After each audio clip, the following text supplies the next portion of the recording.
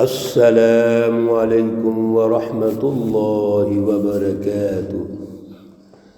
اعوذ باللہ من الشیطان الرجیم، بسم اللہ الرحمن الرحیم۔ وقال الذین کفروا لا تأتینا الساعة قل بلى وربي لتأتينكم عالم الغيب لا يعزب عنه مثقال ذرة في السماوات ولا في الأرض ولا أصغر من ذلك ولا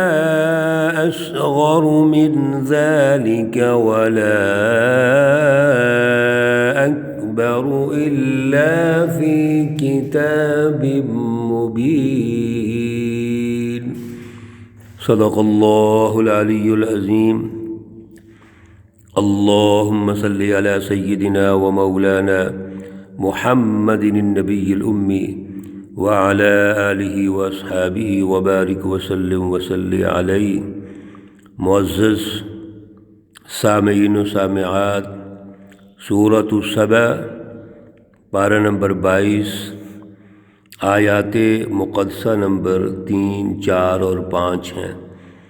اللہ رب العزت ان آیات کا فہم اور شعور عطا فرمائیں اور عمل کی توفیق اور صلاحیت عطا فرمائیں۔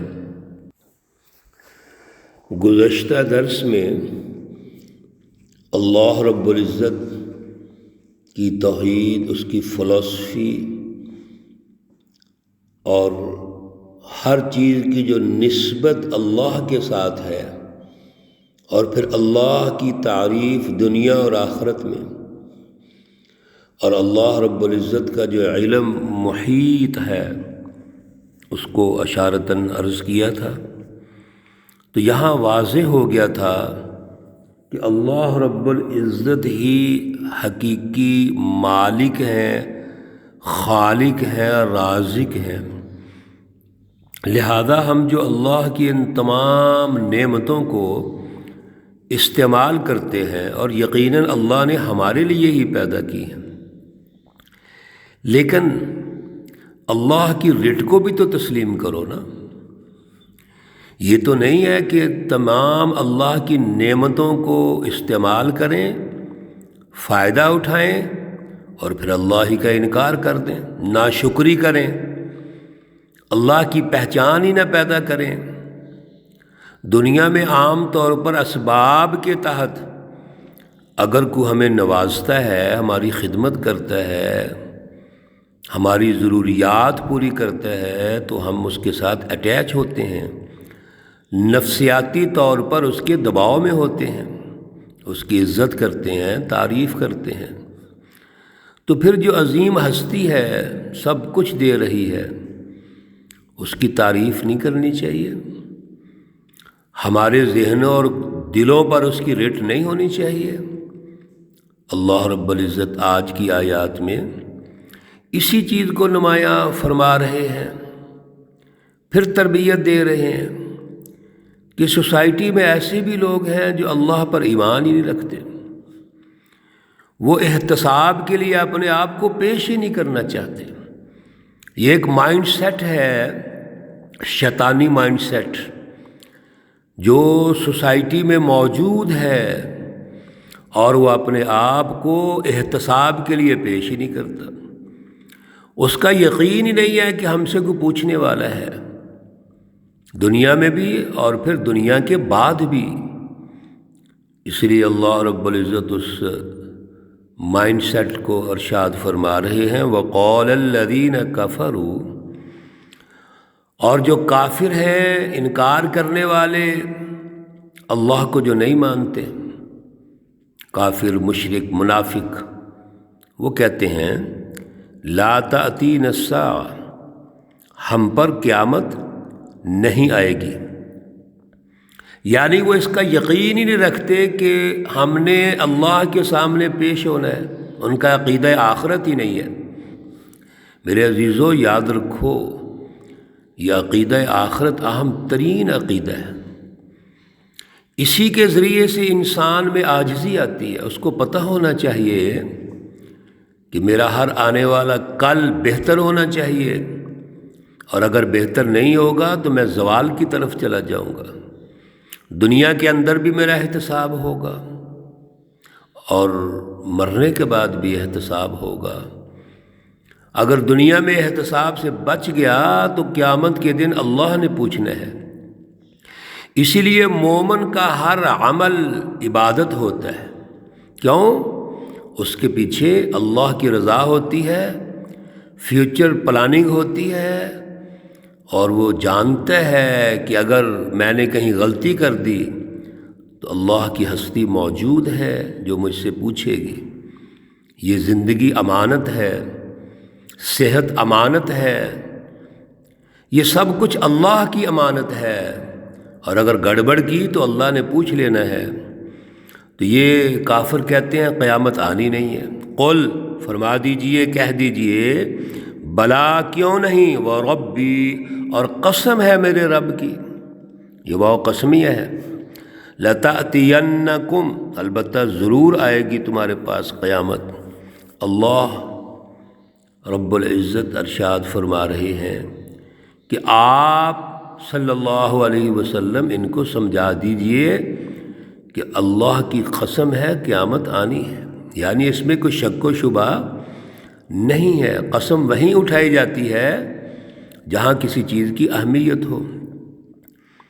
عالم الغیب، اللہ رب العزت ہر غیب پوشیدہ چیزوں کو جاننے والے ہیں۔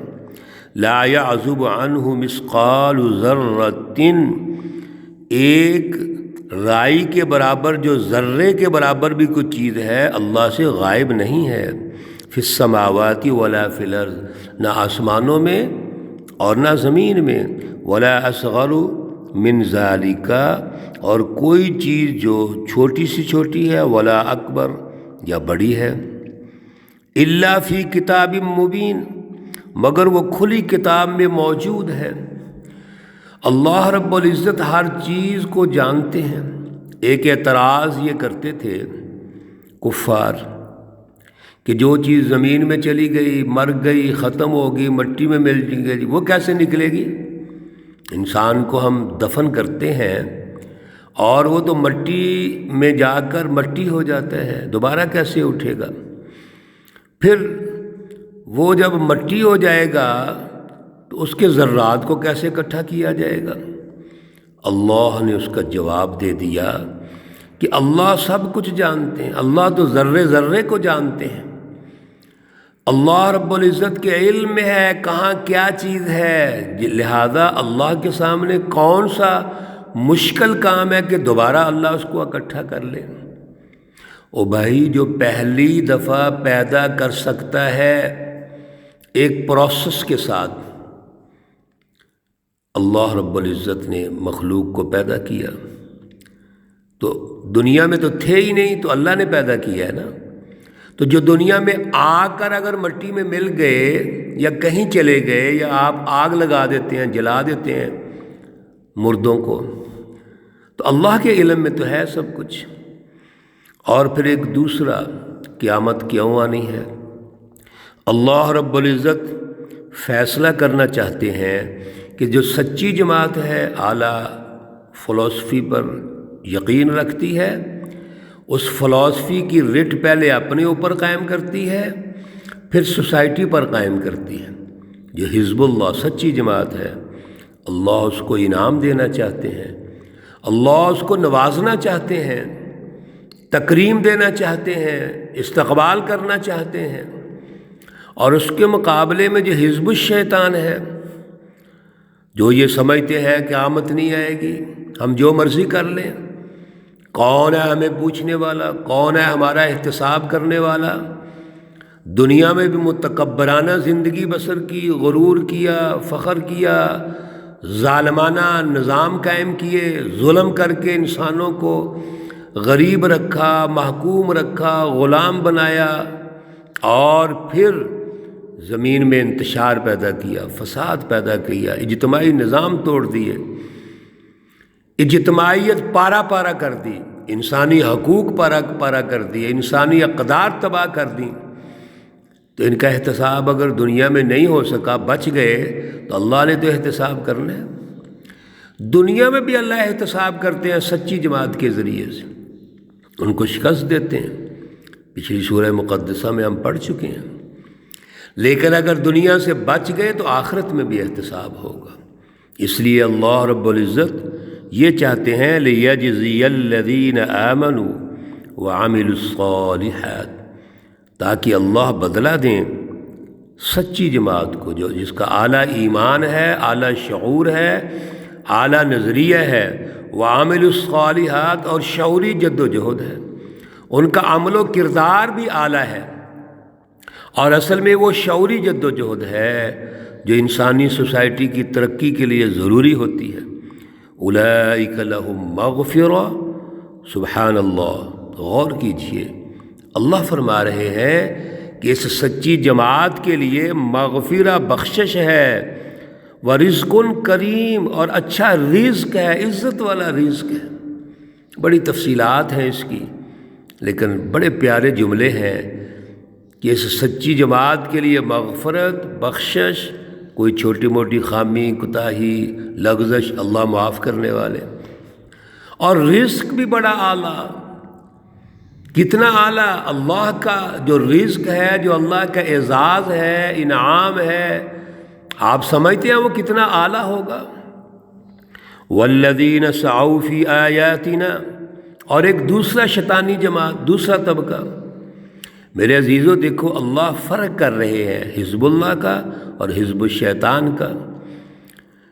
اللہ اپنی سچی جماعت کا اور شیطانی جماعت جو انسانیت کو تباہ کر رہی ہیں، ظلم کا نظام قائم کرتی ہیں، ان میں فرق کر کے دونوں کا اجر ارشاد فرما رہے ہیں کہ ایک کا اجر جنت، رزق کریم، مغفرت، اور دوسرے کے لیے سزا ہے، اور وہ کیا ہے؟ سنیے، والذین سعوا فی آیاتنا، اور جو لوگ کوشش کرتے رہے ہماری آیتوں کے بارے میں، ہمارے رٹ نہیں قائم کی، معاجزین، اس کو ہراتے تھے، نیچا دکھاتے تھے۔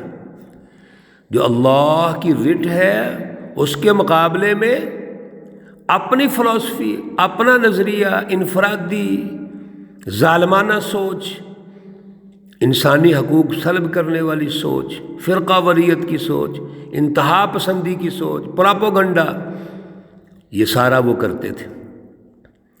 یہ لوگ اولئک لہم، اللہ رب العزت نے ان لوگوں کے لیے رکھا ہے عذاب، عذاب، یہ ہے ان کا بدلہ، اور عذاب بھی کیسا؟ رجز علیم، دردناک عذاب اللہ نے ان کے لیے رکھا ہے۔ سچی جماعت کے لیے مغفرت اور رزق کریم، جھوٹی جماعتوں کے لیے، اللہ کے مقابلے میں پراپوگنڈا کرنے والوں کے لیے، ذاتی انفرادی اغراض کو غالب کرنے والوں کے لیے، انسانیت کو تباہ کرنے والوں کے لیے اللہ نے کیا رکھا ہے؟ رجز علیم، عذاب من رجز علیم، عذاب ہے، دردناک عذاب۔ میرے عزیزو، اللہ تو ہر چیز واضح کرتے ہیں۔ آج ہم ان جھوٹوں کا ساتھ دیں، جھوٹی جماعتوں کے اعلی کار بنے، ایجنٹ بنے، تو یہ آج ہمیں سوچنا چاہیے، غور کرنا چاہیے۔ کبھی بھی جھوٹی جماعت کا ساتھ نہ دو، اعلی کار نہ بنو، ان پہ ٹھپے مت لگاؤ، سوچو، غور و فکر کرو۔ اللہ تو کھول کھول کے بیان کرتے ہیں۔ اللہ ہمیں سمجھنے کی توفیق عطا فرمائے، شعور عطا فرمائے، اعلیٰ سمجھ عطا فرمائے۔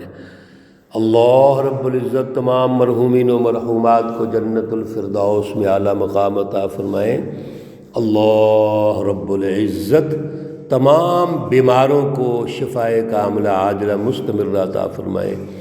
ربنا تقبل منا انك انت السميع العليم وتب علينا إنك أنت التواب الرحيم وصلى الله تعالى على النبي الأمي محمد وعلى آله وأصحابه أجمعين برحمتك يا أرحم الراحمين. السلام عليكم ورحمة الله وبركاته.